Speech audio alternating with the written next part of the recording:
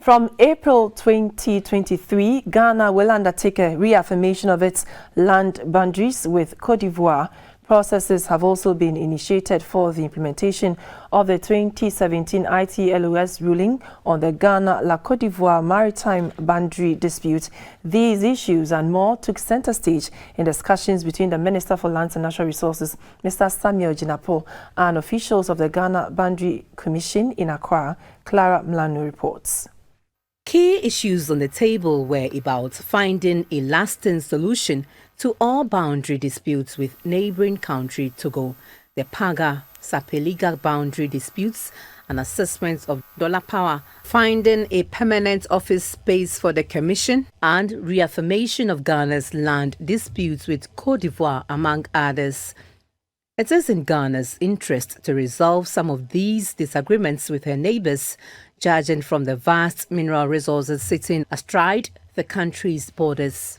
The Commission said since 2020, it has conducted inspections on various fiscal land boundary pillars and conducted surveys on a distance of about 30 kilometers along the international land boundaries of Ghana. There are quite a number of initiatives that we're going to carry on with the Ivorians this year. And we've agreed that we're going to have spent 3 days in dollar power to do an assessment of dollar power and see how best we can prevent some of the issues that come up in dollar power in various dimensions.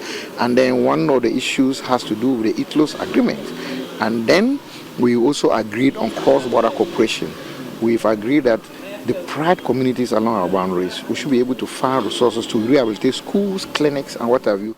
The Minister for Lands and Natural Resources, Mr. Samuel Jinapor, said the meeting was to fashion out a roadmap and strategy to deal with existing boundary disputes, which could have dire implications for the country's security and socio-economic development. The execution and/or realization of this mandate has far-reaching implications on the territorial integrity, stability, and peace of our country, as well as the West African region. There are issues which are being negotiated on, which are being spoken about, and which are being discussed at the level of the various boundary commissions of these countries.